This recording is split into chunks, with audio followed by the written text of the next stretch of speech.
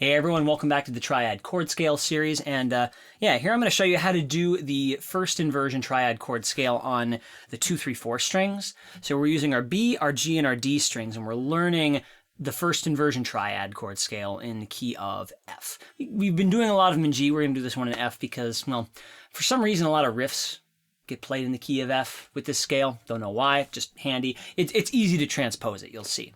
But we're going to start out right on the F chord. Use your ring finger to play the 7th fret of the D string, the pointer finger to play the 5th fret of the G string, and the middle finger to play the 6th fret of the B string. So you should get A, C, F. Playing our D, G, B strings. Once you feel you got that, that's the major shape. With every one of these scales, we need 3 shapes. We need a major, a minor, and a diminished. So our minor shape, our 2 chord, is going to be a little above that. I usually take my pointer finger and slide it up 2 frets, and then kind of do-si-do my ring in my middle finger, kind of like we did in the, we did that in the second inversion scale up on these 3 strings. It's kind of like going from this A minor to this G. We're going to kind of go the opposite direction, where we're just kind of switch these 2 fingers. Middle finger, 8th fret of the D string. Pointer finger, 7th fret of the G string. Ring finger, 8th fret of the B string. So that's our G minor chord. See if you can switch between that and the F. So it's 7, 5, 6, do-si-do, 8, 7, 8. And when you feel you got those, you can just take this, slide it up a whole step. 3 chords, always minor, same as the 2 chord. And that is going to be an A minor. So see if you can just switch between G minor and A minor a few times. It's going to be 10, 9, 10 in terms of frets. Everything is staying on the D, G, and B strings. Now once you feel you got that, we're going to go up to the B flat chord. The B flat chord's our 4 chord. It's going to be the same shape as the F was, but now our ring finger is on 12. So ring on 12, pointer on 10, middle on 11.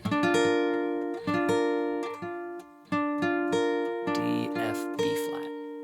See if you can kind of transverse the B flat down to the A minor, do-si-do. Remember how that goes. Down to G minor, and then finally down to F. See if you can just get those 4 chords kind of working together at your own pace. When you feel you got those, remember, 4 chord and 5 chord are both major all the time. So you can just take this shape, just slide it up 2 frets. So our C's up here, 14, 12, 13. For now, this is as high as we're going to go. We could keep going up with the chord scale. We're going to find the rest of our notes going down, because for people without cutaways, it might get a little difficult. But see if you can get this one up here. 14, 12, 13. So let's see if you can follow that backwards down. The C is there, 2 frets down to the B flat, 1 fret down, do-si-do, to the A minor, 2 frets down from that, same shape, G minor, and then back down to F here. Now we go 1 below our 1 chord. It's going to be our diminished 7th chord. So now is when we get our different shape. Our 3rd shape shows up here. So this one is kind of like the minor shape, except more spread out. So instead of it being like a little upside down triangle here, you're going to pull the pointer finger back a fret. You can have the middle on the 5 on the D string, pointer 3 on the G, ring 5 on the B.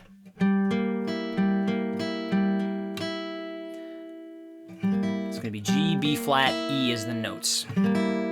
See if you got that going to the F. F is here. E diminished is here. Once you feel you got that, you go down to the minor shape right below that. It's kind of that upside down triangle. This is your D minor. So you should have middle on 3 of the D, pointer on 2 of the G, ring on 3 of the B. See if you can switch between that and the diminished chord. See if you really got it. Kind of refingering it a little. I'm using ring, pointer, pinky there. I find those switch a little easier. You could stretch it out if you wanted to. I find that kind of difficult. I'd almost rather squish those 3 together. See what I'm doing? I'm using now my ring and my pinky there, and then using my middle finger to get there. You'll often find there's more than one way to finger these these particular chords, because there's not a ton of notes. So there's almost always more than one way to finger them well. And you'll find they're good for different situations. So, all right, we have one last chord. Our C down on the bottom, you could actually just imagine. It's kind of like your open C chord, except you take that note out. And if you really picture, middle on 2 of the D, open G, point on 1 of the B, it's actually the same shape as we came up here on the 12th fret.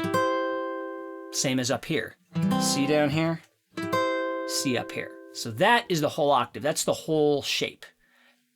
That's all there is. There ain't no more. After you go any octaves in either direction, it's going to keep repeating itself. It's going to be the same shapes in the same order. So let's see if we can start on the F here. Once you've kind of got all that stuff covered, we're going to try to go down, back up to the F, up to the C up here, and then back to F, where we started. If you can kind of get all that, you should have the shape of the scale. So I'm just going to play a really simple 1, 2, 3, really simple finger picking like this, okay. So down to our diminished, here we go. It's frets 5 and 3. Take a second to get it, make sure it sounds right. Down to D minor. So we're on frets 3, 2, 3. Down to the C. Frets 2, open G, 1 on the B. Now back up to D minor. Up to the E diminished again. G, B flat, E are the notes. Back up to F. Frets 7, 5, and 6. Here comes G minor. Upside down triangle shape. It's on frets 8 and 7. Just slide that up 2 frets to get to A minor, your next chord. Now you got a B flat coming up, going back to the major shape.